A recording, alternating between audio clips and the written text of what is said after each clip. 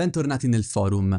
Oggi vi parliamo di Epigoni, un gioco di ruolo di Nicola Sant'Agostino del 2022 finanziato su Kickstarter, edito dalla Nessun Dove e distribuito dalla Dreamlord Press.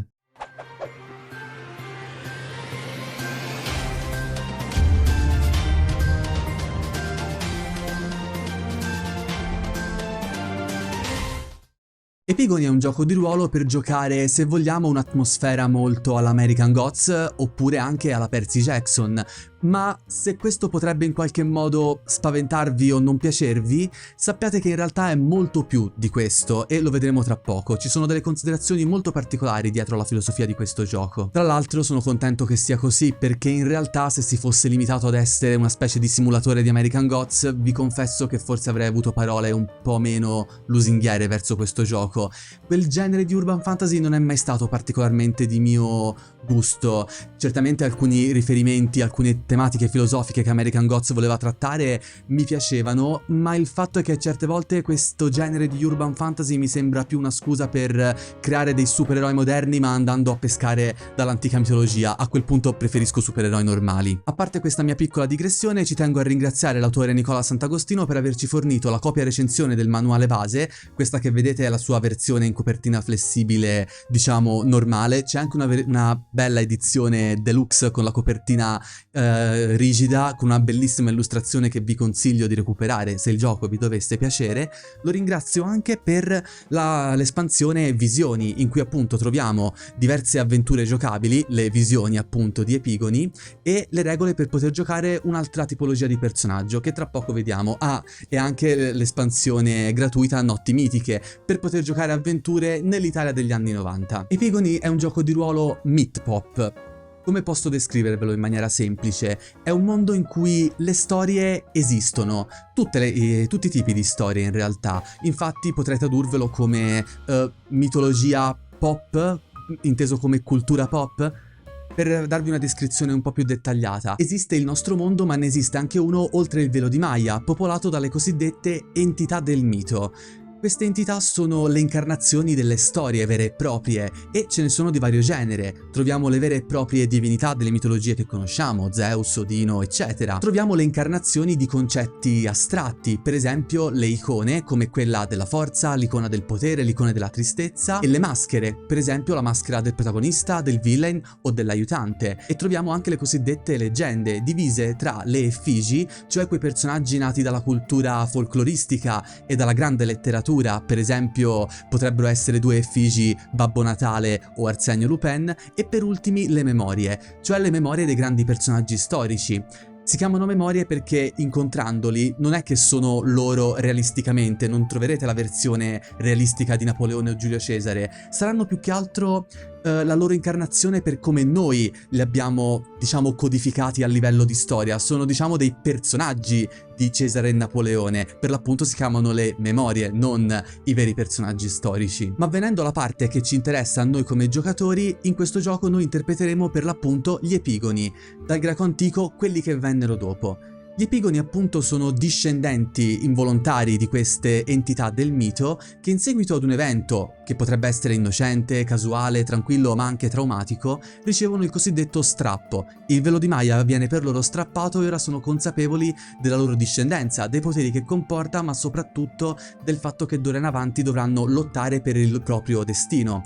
Infatti Epigoni si tratta di questo, di voi che come personaggi ambite ad un determinato archetipo di vita. Per esempio voi potreste comportarvi in modo in maniera tale da voler essere per esempio l'archetipo del buon samaritano, ma il vostro, diciamo, parente divino, la vostra entità mitica ha stabilito qualcosa di diverso per voi, ha delle altre aspettative, e in tutto questo entra in gioco il fato, quella forza misteriosa che in qualche modo regola l'intreccio delle nostre vite. Ci siete voi, che appunto ambite ad un archetipo, ma c'è il fato che vi sta spingendo in un'altra direzione, vuole che voi seguiate un percorso che ha già tracciato per voi, che rischierà di condurvi verso l'interpretazione di uno stereotipo, che in termini di meccaniche vuol dire perdere il personaggio, ma vedremo tra poco come questa specie di tiro alla fune tra voi, che lottate per il vostro libero arbitrio arbitrio e cosa il fato vuole imporvi si traduce. Ma c'è un'altra categoria di gioco che potreste voler giocare, i cosiddetti atei, che per l'appunto si trovano descritti all'interno più approfonditamente all'interno dell'espansione Epigoni.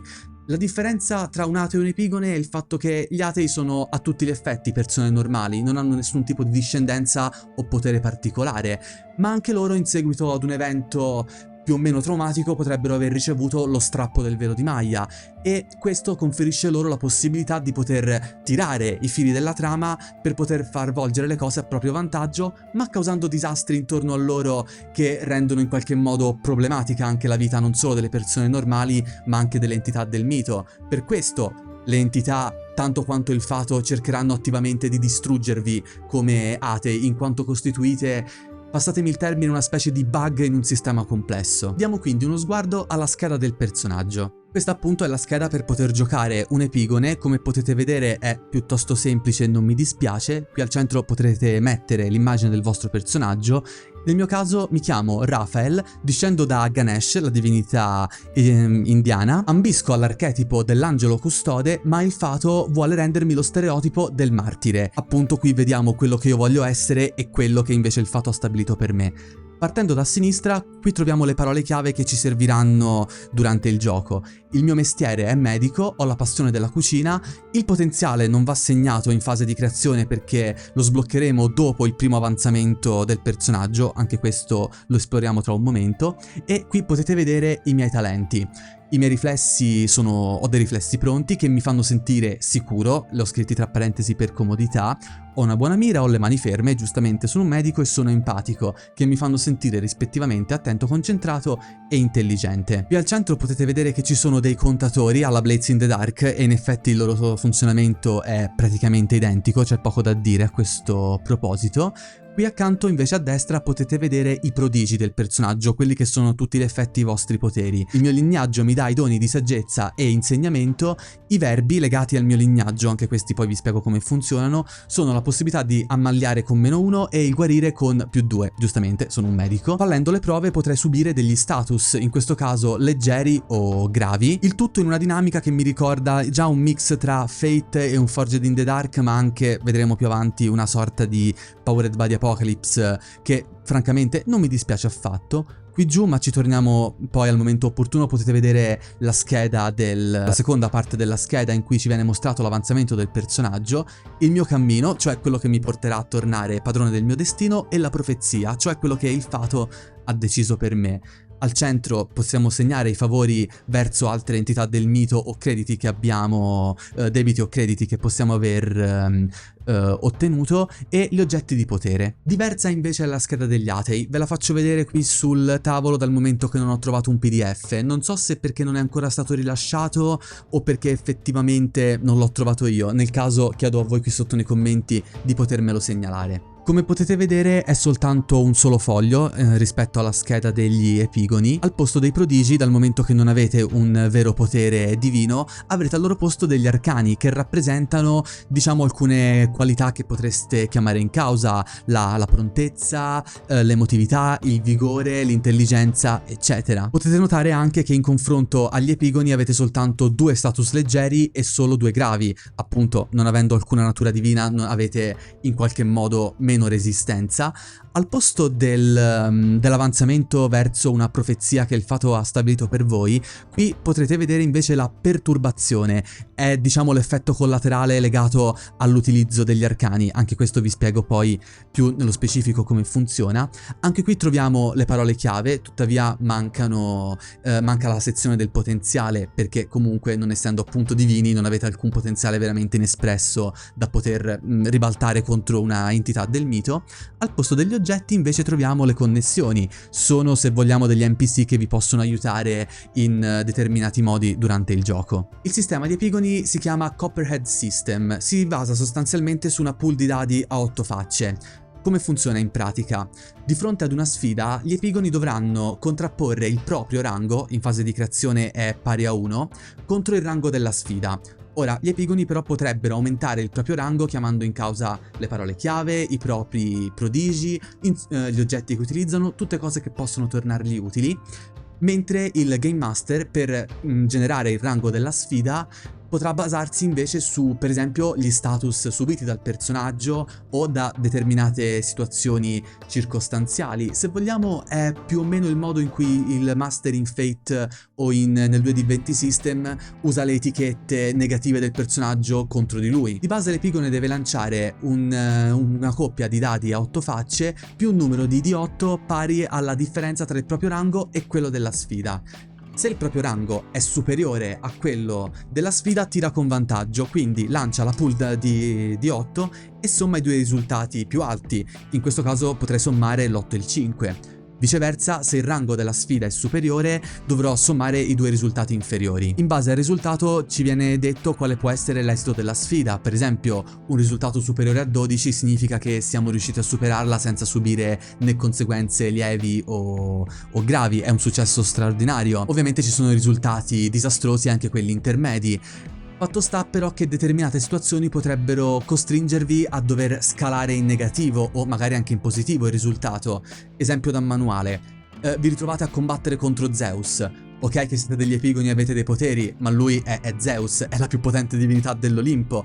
In quel caso un risultato di 12 o più, quindi risultato straordinario, andrà scalato in negativo. Sì, potrete ottenere un successo, ma subirete comunque una conseguenza. State lottando contro un dio da un certo punto di vista. Ovviamente potrebbe anche darsi che il vostro rango e quello della sfida si equivalgono, in quel caso si lanciano semplicemente una coppia di dadi a 8 facce. Ma non si tratterebbe di un gioco in cui sono coinvolte entità mitiche se non ci fosse una cosa come gli oboli. Avete presente, no? Quelli che andavano dati ai traghettatori dell'inferno per poter essere a Caronte per poter essere portati dall'altra parte. Ecco, in Epigoni gli oboli sono una risorsa spendibile tanto dai giocatori quanto dal Game Master. Spendendoli i giocatori potrebbero ottenere alcuni risultati, per esempio prendere un risultato, un fallimento completo, cioè un risultato da 7 inferiore, e poterlo trasformare in un rango di successo superiore, quindi in questo caso magari un successo con una conseguenza.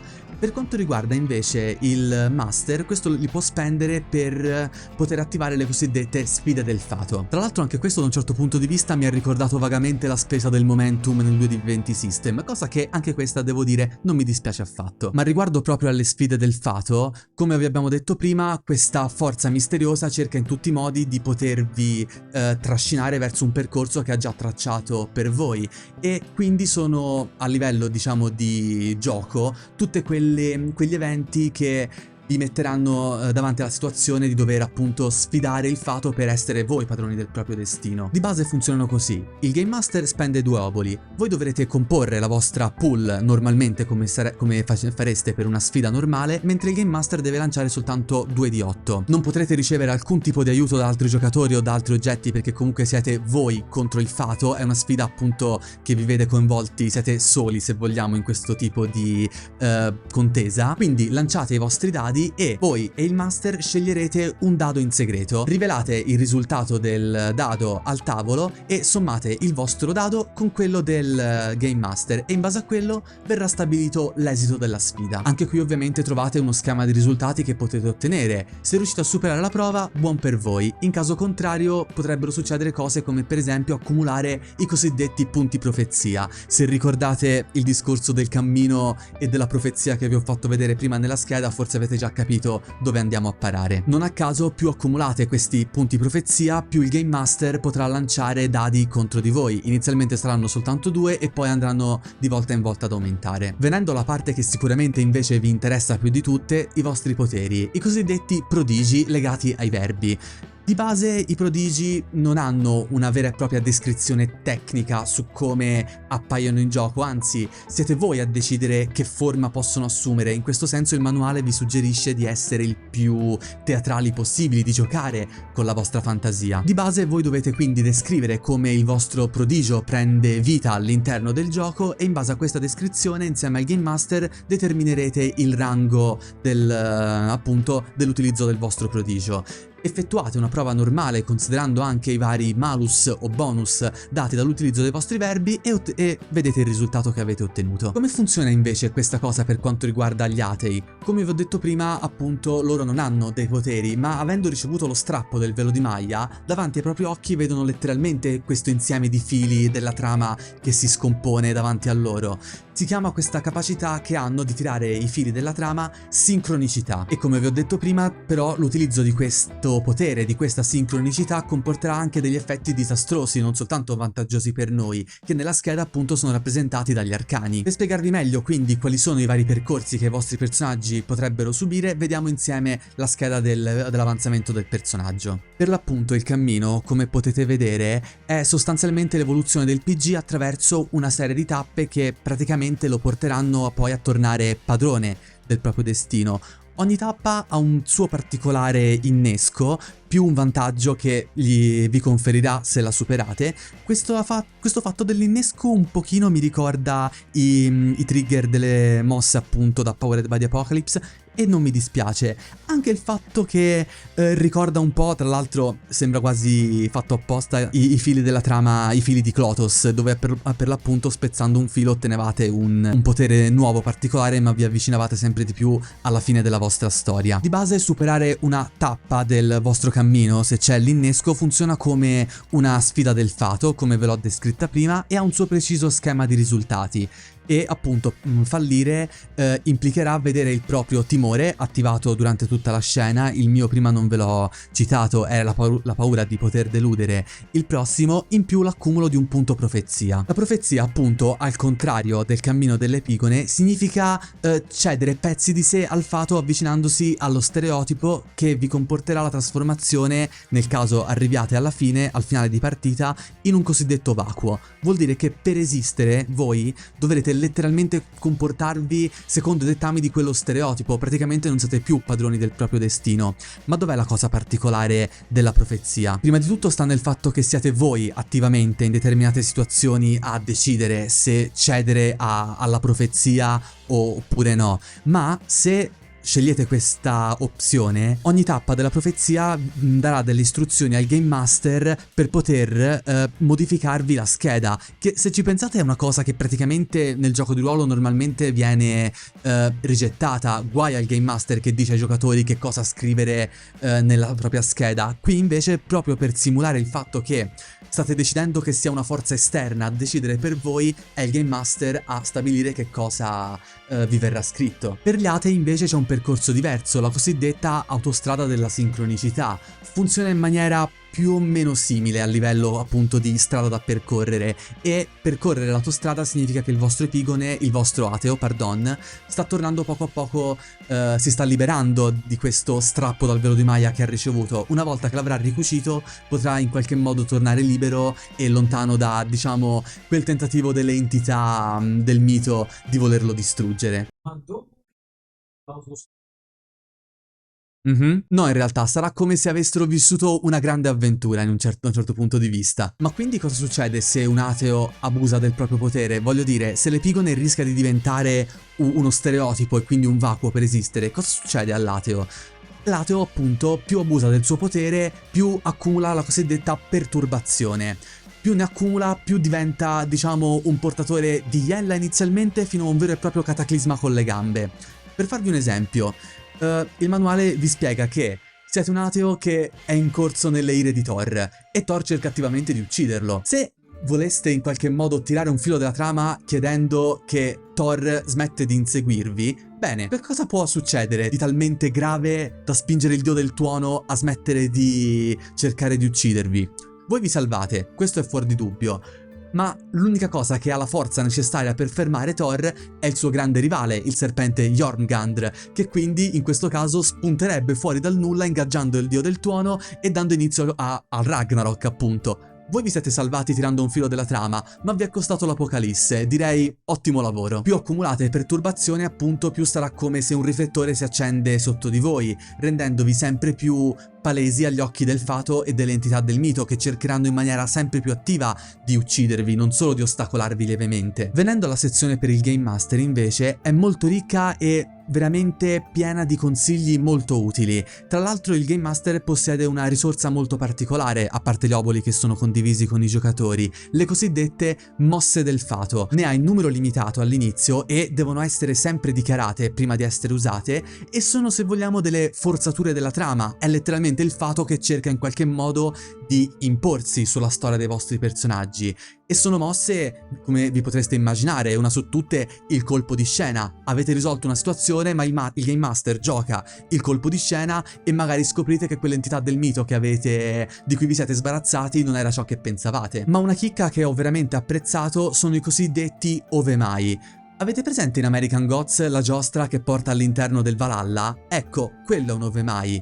Gli ovemai sono divisi in diverso tipo. Alcuni sono luoghi concettuali, in questo senso quindi ricalcano un po' l'entità del mito, che potrebbero essere appunto il Valhalla, potrebbero essere l'isola che non c'è, il generico il cimitero gotico spettrale, che non si colloca in un punto preciso. Ma un ovemai potrebbe essere anche legato appunto ad un luogo specifico, potrebbe essere l'ovemai della mitica Stonehenge. Dovete andare quindi nella vera Stonehenge e in qualche modo, di solito c'è una parola chiave, una password per poter entrare, una parola d'ordine, scusate, che vi porterà all'interno della mitica appunto Stonehenge, quindi magari con tutti i megaliti completati. Non solo ovviamente, entrare dentro un ovemai implicherà alcuni effetti meccanici a livello di gioco. La cosa interessante è che anche gli atei hanno una loro sorta di ovemai, ma funziona in maniera diversa. Sono le cosiddette assenze. Mentre gli ovemai esistono e basta, le assenze devono essere intessute dall'ateo all'interno dei fili della trama. Sono una zona praticamente che può mantenere momentaneamente, appunto, dentro i quali tanto l'entità del mito quanto il fato non hanno potere. Se un'entità dovesse entrare dentro, sarebbe una persona normale. Lo stesso Zeus, se dovesse discutere con un ateo all'interno della sua assenza, lo dovrebbe fare praticamente da persona normale. A proposito degli oggetti, ci sono due tipi di oggetti che potete possedere, che sono gli artefatti, diciamo degli oggetti normali che però hanno un potere particolare. Per esempio la pistola infallibile, la chiave che apre ogni porta, ma ci sono anche le vere e proprie reliquie, che sono oggetti unici specifici del mito, la spada Excalibur, il martello di Thor, la folgore di Zeus, eccetera eccetera. Curioso invece il fatto che anche gli atei, pur non potendo utilizzare questi artefatti o queste reliquie perché non hanno il potere di farlo, possono invece avere degli oggetti a cui hanno legato intorno fili della trama in modo da dargli delle caratteristiche particolari. Oggetti chiamati anomalie, il cui loro utilizzo semplicemente è il loro utilizzo normale, ma migliorato in un certo senso. Quali sono quindi le mie considerazioni su questo gioco? A grandi linee è un sistema che mescola diversi elementi da altri giochi che io come cosa in realtà apprezzo molto. Avete visto che c'è un po' di Fate, qualcosina mi ha ricordato un po' un PBTA, ma anche il 2D20 System, ma non lo fa in maniera del tutto casuale, così per dire semplicemente di aver creato un sistema coerente e funzionante. Sono tutte meccaniche volte in una precisa direzione, quella di farvi vivere l'esperienza di essere delle creature, delle persone che vogliono una propria vita, vogliono essere padroni del proprio destino e godere del libero arbitrio, contrapposto al fatto che c'è un fato che invece li vuole spingere in un'altra direzione, e questo lo fa in maniera molto interessante. L'autore, tra l'altro, in un'intervista a Venti di Ruolo, che vi lascio qui sotto linkata in descrizione, ha sottolineato come tutto questo in realtà vuole essere una metafora della presa di responsabilità e di coscienza verso la propria vita. Gli epigoni appunto devono fare delle scelte per se stessi, devono in qualche modo responsabilizzarsi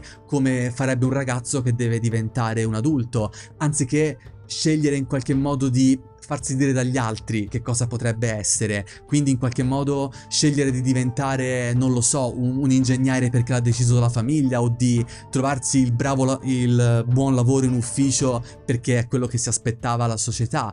Il fatto che se scegliesse di proseguire nella direzione che gli altri, in questo caso il fato, ha deciso per lui, lo renderà uno stereotipo e quindi un vacuo, è molto efficace per descrivere il fatto che se una persona lascia che siano gli altri a decidere per lui o per lei, in qualche modo smarrisce se stesso. Ma allo stesso modo è efficace come metafora anche per gli atei. Ognuno di noi nella propria vita si troverà coinvolto in situazioni più grandi di noi, per l'appunto, e lì si tratta di fare delle scelte responsabili. Cercheremo di tirarci fuori dai guai in maniera egoistica, incuranti di quello che le nostre azioni potrebbero causare sugli altri, o anche lì cercheremo di essere responsabili e limitare il danno, oppure cercare di in qualche modo correre noi magari un rischio maggiore pur di non fare del male agli altri. Come potete vedere, quindi, il gioco è molto meno banale di quello che si potrebbe presentare inizialmente come tema, ed è il suo punto forte secondo me, perché in questo modo non abbiamo un semplice gioco che ti dice sì, ok, giochiamo dei supereroi contemporanei ma con i poteri delle entità mitiche della letteratura o di altri, se vogliamo, sistemi. Ora non voglio dire che mi ha ricordato una versione migliore di Anime e Sangue, Kurt, ti voglio bene, però non ho fatto a meno di pensarlo, scusami. Detto questo, ragazzi, è un gioco che io vi consiglio. Da un certo punto di vista però mi sento di consigliarvelo se siete dei giocatori un po' più navigati, o se siete dei principianti assicuratevi che il Game Master abbia già un po' più di esperienza. Non so quanto sia entry level da questo punto di vista, niente di troppo complicato, ma inizialmente forse potrebbe richiedere un po' di pratica all'inizio. Detto questo, ragazzi, vi lascio qui sotto il link in descrizione per poter acquistare Epigoni nel caso vi interessasse.